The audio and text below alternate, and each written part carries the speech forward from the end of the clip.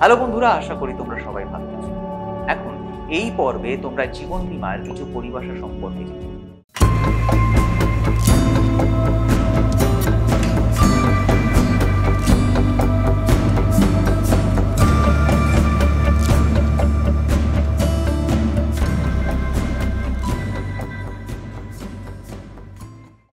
প্রথম হলো সমর্পণ মূল্য বা সারেন্ডার ভ্যালু।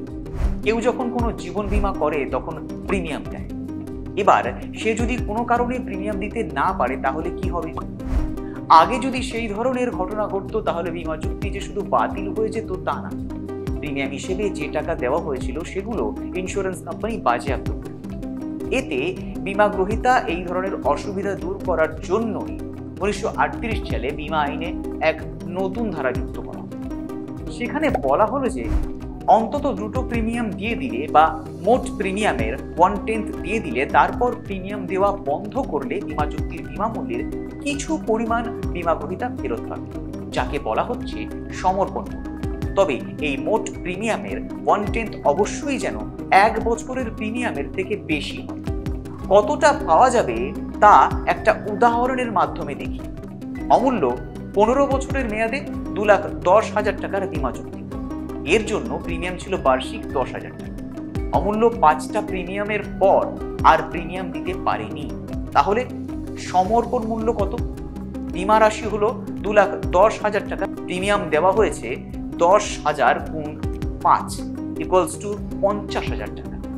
প্রিমিয়াম দেওয়ার কথা ছিল 10,000 গুণ 15 ইকুয়ালস টু 1,50,000 টাকা। তাহলে সমর্পণ মূল্য হবে 2,10,000 ইন্টু 50,000 বাই 1,50,000 ইকুয়ালস টু 70,000 টাকা। অমূল্য মেয়াদ শেষে মানে 15 বছর বাদে এই 70,000 টাকা পাবে। আর যদি তার আগে মারা যায় তাহলে তার উত্তরাধিকারী পাবে।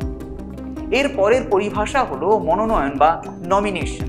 যার উপর বীমা করা হয়েছে সে মারা গেলে বীমা চুক্তির টাকা কে বা কারা পাবে তা আগে থেকে বীমাপত্রের ধারক ঠিক করে দেয়। একে বলে মনোনয়ন। এই মনোনয়ন বীমা চুক্তি করার সময় বা মেয়াদ পূর্তির আগে যে কোনো সময় করা যেতে পারে। মনোনীত ব্যক্তি বা নমিনি আসলে বীমা গ্রহীতার বৈধ প্রতিনিধি, যে বীমা গ্রহীতার মারা যাওয়ার পর বীমার টাকা পাওয়ার অধিকারী। যেমন অমূল্য যে 15 বছরের জন্য 2,10,000 টাকার বীমা করেছিল তার জন্য নমিনি হিসাবে তার মেয়ের নাম দিয়েছিল। যদি মেয়াদ পূর্তির আগে অমূল্য মারা যায় তাহলে সেই টাকা ওর নমিনি ওর মেয়ে পাবে। এরপর হলো মনোনয়ন প্রণালী বা নমিনেশন প্রসিডিওর। মনোনয়ন প্রণালী দুভাবে হতে পারে। বীমা চুক্তির মধ্যে অন্যান্য বিষয়ের সঙ্গে এই বিষয়ও লেখা থাকলো যে বীমা গ্রহীতা কাকে বা কাদেরকে নমিনি রাখতে চায়। আবার পরবর্তীকালে বীমা চুক্তিতে পৃষ্ঠাঙ্কন করেও করা যেতে পারে। তবে তখন বীমাকারীকে জানিয়ে দিতে হবে যে সে এইভাবে পৃষ্ঠাঙ্কন করে নমিনিকে সেটা ঠিক করেছে।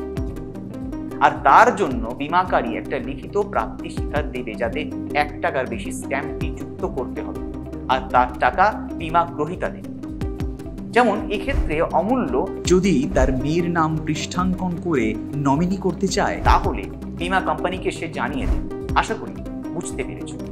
পরের পর্বে নতুন বিষয় নিয়ে জানবো। সঙ্গে থেকো, ভালো থেকো।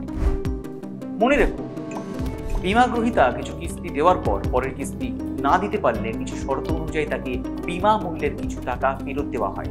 একে সমর্পণ মূল্য। বীমা গ্রহীতার মৃত্যু ঘটলে বীমার টাকা কে পাবে তা বীমা গ্রহীতা উল্লেখ করে, তাকে মনোনয়ন করা হয়। যে ব্যক্তিকে মনোনয়ন করা হলো তাকে নমিনি বলে।